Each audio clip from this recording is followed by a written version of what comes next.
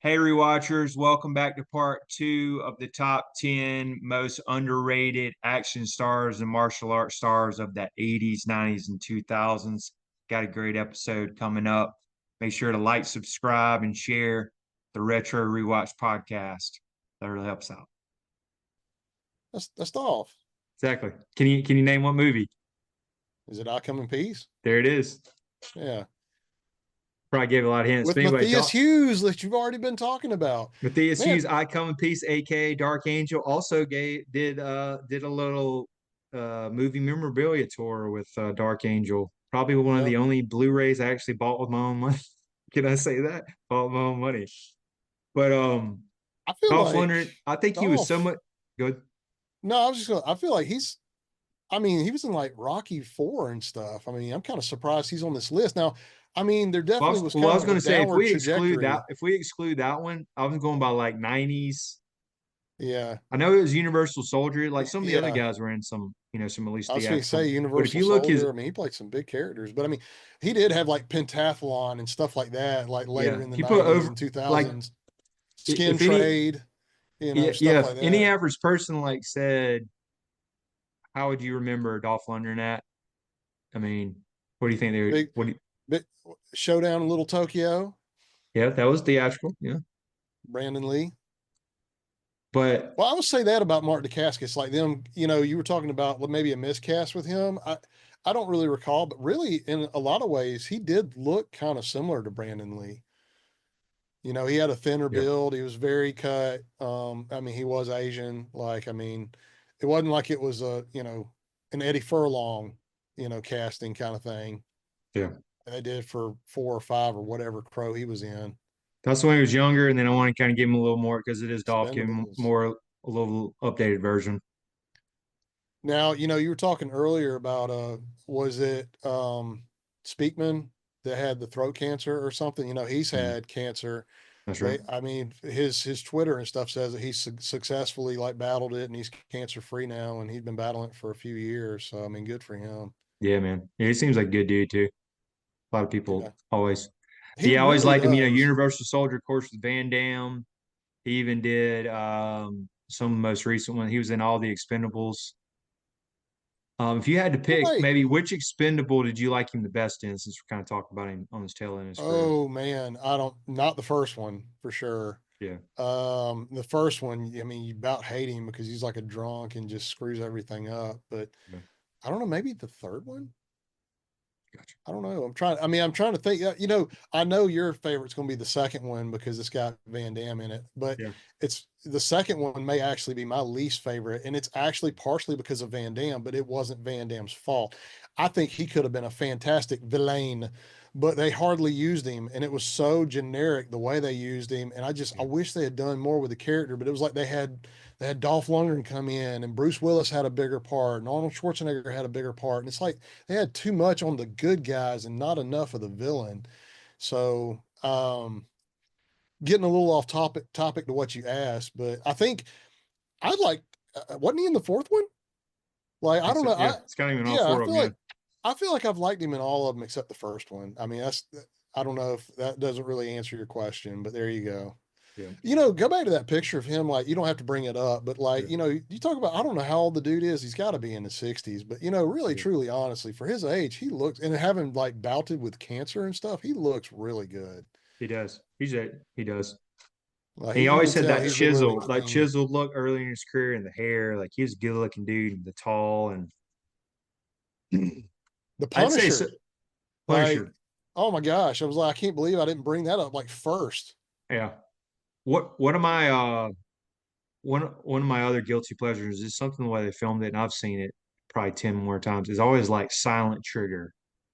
He's like up on the roof, the way they kind of filmed it. I think it was filmed or it was directed by one of the guys from Highlander, but something Yeah, about it, the music Russell had that Mulcahy or kind of whatever, I Eastern think. Europe. I mean, kind of the villain's kind of cheesy and he kind of like doing drugs and sees spiders or whatever, but the way they kind of filmed it, and he had a badass gun in it. But that was another one. Johnny Mnemonic, he was good in Men of War. So I've Another never one seen is Men of War. I've seen Johnny Mnemonic. So hold on, let's go back to Silent Trigger for just a second. So like with Silent Trigger, you talk about him having the awesome gun and everything. Like from what I remember of the movie is, honest, it was kind of slow. He was up in the top of this tower. It had a lot of Mhm. flashbacks. There was this woman that was with him that was like his spotter, that was like somebody he had done missions with in the past. And then, like you say, there was some really bad CGI spiders or something that was in it. But really, that wasn't even that big of a deal because the guy was like doing, LSD or something. So, I mean, why would the spiders look like real spiders anyway? But I will say at that point in time, okay, like the way that action scenes were being made and shot and stuff like that, like for instance, like, Excuse me. there's a lot of, bless you. I don't know what Thank you. happened there. Anyway, Thank you. um, you know, there would be some movies where you'd see a lot of bullet hits. There'd be some movies you wouldn't see any bullet hits. You just see guys flying around. The shootout scene at the end of that movie was actually really good. And it was Hmm. really cool because he had like this massive, like Barrett 50 cal sniper rifle or something that all these soldiers were coming in and he was shooting these people like, I mean, in this very confined space. So, I mean, people were just like, I mean, having these just massive chunks blown in them that was going like 3 feet behind their body. And, you know, so that part of the movie was actually really cool. That's what I remember about Silent Trigger.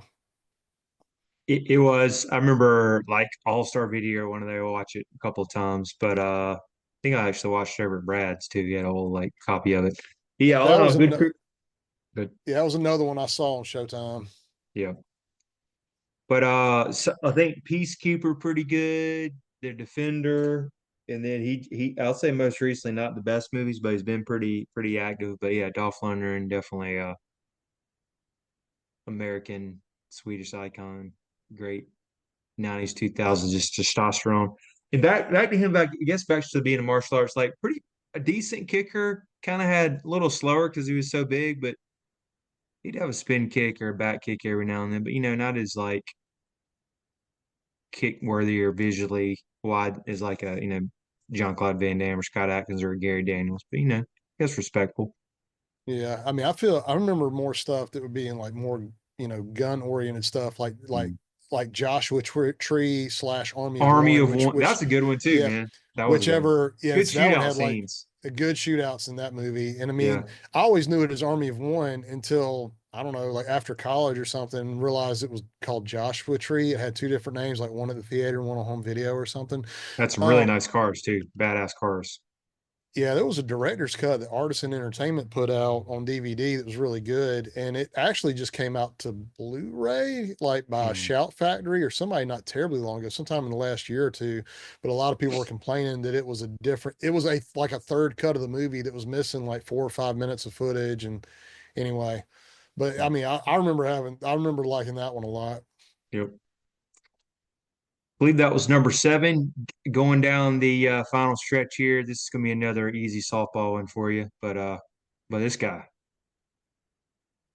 Oh, it's Michael Jai. I've already been talking about him. there it is. Like, Jack City, dude, Jack City right here. I'd say one of the best like body physiques, man. This guy was always in good shape. dude, Undisputed too. Hmm. With Scott Atkins had some Yep. phenomenal fight scenes in it. I mean, not necessarily, I mean, he was fine in it, but Scott Atkins was like next level in it. But then you Yeah. also had like Universal Soldier: The Return. He was Awful, Seth. He was awful, Seth. awful movie. But like the Good fight final scenes. fight between him and Van Damme was excellent. Like whenever like Van Damme was kicking him into the cryogenic chamber and stuff. I mean, it was getting shot with the grenade launcher in his chest. Like that was some cool stuff in that. It Blood and was. Bone, Blood and that Bone was was really really good. good. Surprisingly good. Blood and Bone was I don't think Blood and Bone has a physical release. It might have a DVD maybe, but I don't think it's got a Blu-ray. But that's actually one I would like to get. Yeah, I Exit haven't. Wounds with Steven Seagal. Spawn Yep. Oh yeah, Spawn. That was a good call. Spawn. early in his career. Let me take a also, what do you actually think about him as an actor? I thought he tried some different things. What do you ever think about and maybe any other movies that kind of stood out? Michael Jai. Yeah, Michael John. I know he did a lot Um, of lot of martial art movies, but he also kind of did some other comedies. He also did was it Black Diamond? No, Dynamite, which is kind of like a spin on Black. like the 70s exploitation, black exploitation. I That's right. don't know that I've seen him in a lot of comedies or anything. I just remember the martial arts, beat 'em up kind of stuff he's done. Yeah, he's done stuff with his current wife, which is fine. But I think his most recent one, and I think it wasn't too good, but it was Don't Mess with Grandma. That just came Oh my out. God, is it the sequel to Stop and My Mom Will Shoot, My I don't, Grandma Will Shoot, whatever it was, I the don't think Stallone so. movie? Also, another one, I think he was with Scott Adkins in One More Shot. Did you ever see that? That was on yours, or Mm-mm. one was it the first one? One Shot or whatever. No, I don't know.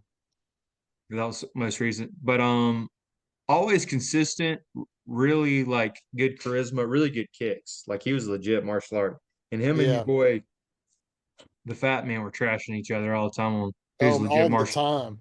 Yeah, that was, I Yeah, mean, like Steven Seagal just had a beef with anybody. But man, I think the Van Damme Steven Seagal beef was just kind of, I think it was probably real, but I think it was kind of goofy. But like I think Michael Jai White and Steven Seagal legitimately hate each other. Like if they were to yeah, see each other on the street, I mean, Seagal would be a dead man. exactly. Big dude too. Another one that had some pretty good fight scenes too was Falcon. I remember watching one couple times or one time Falcon Rising from 2014. That was good. Skin Trade. I think that actually had Dolph Lundgren in it too. It does, and like Scott Perlman, Yeah, not Ron Perlman, Ron Perlman, excuse me. that's right. Was Tony John that too, or one of those other martial arts guys like that? It was. That was actually a pretty good cast. Good call on that. Let's see. And Yeah, that's crazy that thing was in 2015. That's almost 10 years ago. yeah, Yeah, Dolph Lundgren, Tony Jai, Michael J. White, Ron Perlman, Peter Weller was in it too. yeah. Yeah, always good martial art guy. I'll say he's done some Tubi originals. Just you can kind of tell he's getting paychecks, but Yeah, all in his all, he's had some like was it like The Hard Way or something like that that had the villain from Blade 2 in it and Hellboy 2. I think that thing gets like a 3.2 or something like that on the IMDb. It's like a Netflix original. Like he's got some junk out there for sure. there you go. As we say, he's got some crap out there. But I mean, all in all, I mean, he's getting he's getting paid and everything. It's good for him. Next, let's see with next one here coming up on the rear. Probably know another softball. I think your man, you'll probably get like 9 out of 10 on these. I'm surprised. I'm telling you. I didn't stump him. I thought about bringing up And some Don other the ones. Dragon Wilson, I'm actually ashamed I didn't get that one to be honest with you. All right. But go How about ahead. this gentleman? Is that Phillip Rhee? That's right. But that's Yeah. best of the best too. Actually watched probably 30, 40 minutes. I don't know where that came out of my brain, but I popped it in the other night after watching Speak No Evil So sitting on the best couch. of the best too. You had Ralph Mahler in there. It was a great villain. Huge guy. Yep. Another one of those like Scandinavian, just like behemoths. But all right. So best of the best too, and it also had Julia Roberts' brother. What's his name? Eric Eric Roberts. Roberts. Yeah, Eric Yeah, Roberts. and I mean Eric Roberts had some kind of body in that thing. I think he had like 3% body fat. He had abs on his back. But Mhm. I mean that might have been the stupidest setup for a film ever as far as like I mean it is and it's not. It's another one of those blood sporty things. You've got the arena, they're doing like the illegal fighting in like Vegas or something. But man, like you have gunfighting scenes, you have like fist fighting scenes, you've got Chris Penn dying like at the beginning of it. And then, which I don't know why Chris Penn was in any of those movies. He did not fit at all, like the first one or the second one. Yeah, But man, that fight at the end, whenever they were using the metal bow staffs, like that yeah, stuff was awesome. Like it was it had was. sparks flying off of them when they were hitting, which I don't know if those sparks were animated or if they were actually, it was like, hey, don't hit each other, but hit those things together. But man, however they were getting the sparks to come off those things, it really added to the intensity of like we are really going at it hard, Yeah. you know. Do you know who he could have been a good cast for and they missed out just by his kicking?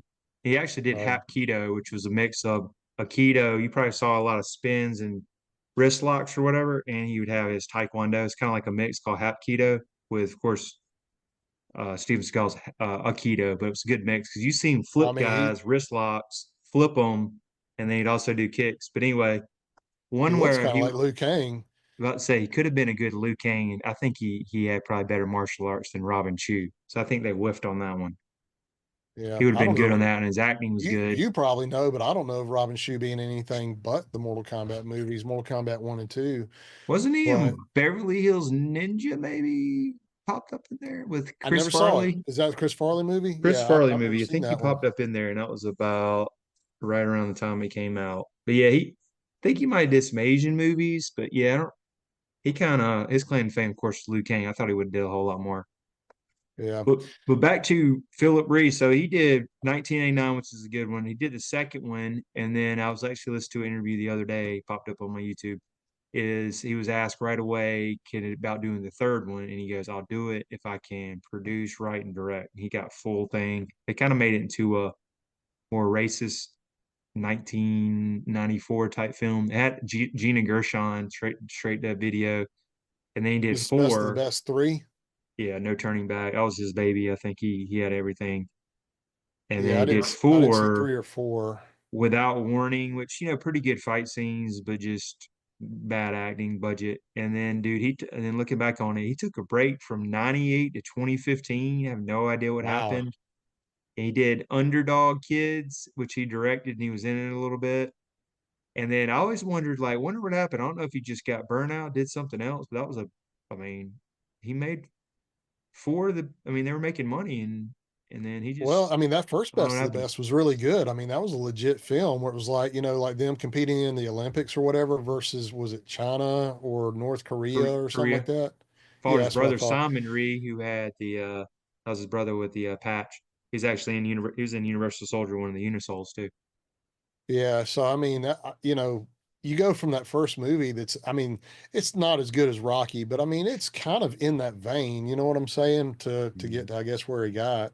Yeah, yeah. I just always wondered, like, maybe just he had another something else they did. I think he continued to be like maybe Taekwondo instructor on the side, but I don't know if he just got burnt out or didn't like the whole politics. Might have been the whole thing, him being Asian. I know that was kind of tough during those years, but definitely a solid series having four movies. Um, and I think his brothers continue to do a lot of stunt work, Simon Rhee. But yeah, all in all, Phillip Rhee good, and really good kicks too. Really good like spin kicks. Hook kick was great. He had the Hapkido, so definitely stood out. Had a little charisma to him. Kind of had the '90s mullet to him and everything. All right, then, and coming last but not least, got to give a little love. Cynthia Rothrock. Boom, good call. Yeah. I So will Cynthia say I've seen a Rothrock, lot you of got like highlights from her movies, but not a lot. And I know you went on a little yeah, so I have a craze. bunch of her Yeah, movies like Sworn to Justice, Lady Dragon 1 and 2, Sworn Justice is actually China pretty good. O'Brien in 1 and 2, Yeah, Lady Reporter. Um, I know I'm probably leaving something out. I mean, she was in the last Kumite. Um, yeah, but I mean, so I don't know. I've seen fights in her, like say like China O'Brien, where some of them were really good, and I've seen some of them where it was like, dang, I think they're using a stunt double, and I don't know why because she's not really doing much. mm, Um, but I mean, I think she was supposed to be a pretty legit martial artist as well, he was. back in the day, and she started in Hong Kong. She did a bunch of like I think Golden Harvest movies. I think were the production company that she was with, and she did a bunch. She did. Um, I'm trying to remember the first movie she did has like I'm not kidding. Go look it up. The first movie she did was like Madam Policewoman or something like that, but it's got like literally like 11 different names. It's like every time they released it in like a new region or a new like state or something, like they gave it a new name. It's crazy. So like trying to find any information on it's kind of hard because it actually has a lot of its names are very generic, like another movie. Yeah, it's got. I don't know if this is IMDb. 24 Hours to Midnight, Millionaires Express, Magic Crystal, like an Asian film. She was actually in No Retreat, No Surrender too. I was Yep. coming right behind Van Damme. China O'Brien in Yeah, that's what I'm saying. 1990. China O'Brien on 1 2. China O'Brien 1 and 2. I think Eureka and Vinegar Syndrome just released 4Ks of those, which I think I've got the Vinegar Syndrome, if I remember correctly. Yeah, she did a lot of movies with Richard Norton. That was actually going to be another one. I think I might have. Do you know what he looks like? He's been in a lot of like 70s, 80s. He even did Chuck Norris. Thought about him, but I haven't seen a lot of his just to talk about him. Rage and Honor 2, Lady Dragon 2, Fast Getaway, Guardian, Tiger Claw with Bolo Young. Sworn to Justice, that was actually a decent one. That was like a 5.0 because a lot of her movies are in the fours. Tiger Claw too. So good career active, and I think it kind of like that whole martial art boom. And then I think there was a time she didn't do anything from 2002, from like 2007 to 2013, and then she kind of sporadically would do one every couple of years. So I know that was kind of the tail end of her career. And she's got her passion project coming up, Black Creek, which is more of a Western kind of martial art movie. And she's got 8 in production, so maybe she's got like a resurgence. Operation Dragon, Dying for Living in production, No Way Back, Time Girl. I don't know. Any thoughts on Miss Rothrock? So, I mean, I'm really just trying to think back, as bad as this may be, about other like female martial artists. I'm having a hard time thinking of like many of them in like the 80s or 90s other than her. I'm gonna throw you one. She did a couple of movies. Kathy Long from Knights. She was So now I actually a was going to Muay say now Thai Kathy Long champion. was in Knights, but I didn't know of her doing anything other than Knights. Yeah, she did another like the what's it called, like the Outlaw. She did like 2 or 3, but there Yeah. was 2 starring roles.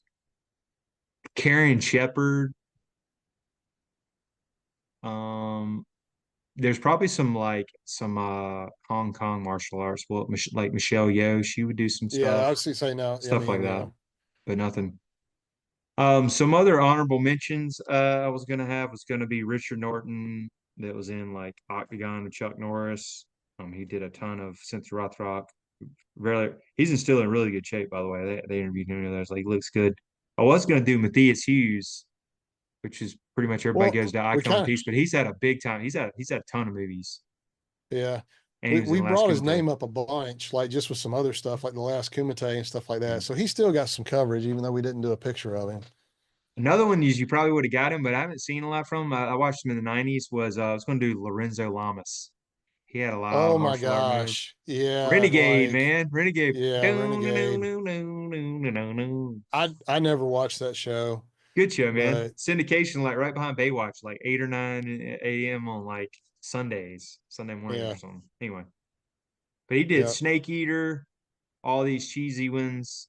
I think he's like a helicopter pilot now for like does private helicopter lessons, and then he'll do a movie every now and then. Interesting life. Wow. Did That another is one called crazy. Air America TV show. Didn't last too long. It kind of went through it, but I think his claim to fame. Oh, he also did Falcon Crest soap opera, like way before he started doing the martial arts stuff. But I think Renegade was probably his claim to fame. Yeah. Yeah, pretty good kicker. Kind of went through the whole. He grew his hair out. He'd have the ponytail. I don't know if he went through the Gary Daniels stage, but yeah. Lorenzo Lamas is one of those guys I would have been like, are you telling me he's a legit martial artist? Because he's one of them I would have thought would have been fake, kind of like Eric Roberts or Yeah, he has something. like some multiple black belts. I read some stuff now, Yeah, if you go wow. from trivia, but he was legit, yeah. You see him with like swords, katas. I think that was kind of like a passion of his, and then he got into it Yeah, after his old Falcon Crest thing. So I thought that too. I went and read, man, he's legit. Not the smoothest, but you can tell he knew what he was doing. Not like a Van Damme or a Scott Atkins, but pretty decent kicker for film. yeah. He had a lot of low budget. But yeah, anyone else you wanted to mention come off before we close it out here? Well, so I Interesting, mean, interesting. you found this list of 20 people. I'm assuming we did 10 out of that 20. So like the two honorable Lorenzo mentions you Lamas and did, Matthias Hughes, there was some on there. they were so we would technically be up at 12 now. So okay. So out of that last Keith eight, Vitale, might not know who he is. no, Also, actually I Steve don't. James, the black gentleman from American Ninja. He was in a couple of movies. He was like at number 20. Wow, okay. Well, Yeah. see, I was going to kind of ask where the cutoff was, if somebody like Brent Foster would be on it or Scott Atkins or whatever. Scott Atkins is actually number 1 on the list. Scott, well, how did we not do Scott Atkins if he was number one? That he should be number one. Like, I mean, I that guess guy because maybe is he's just a newer one. incredible.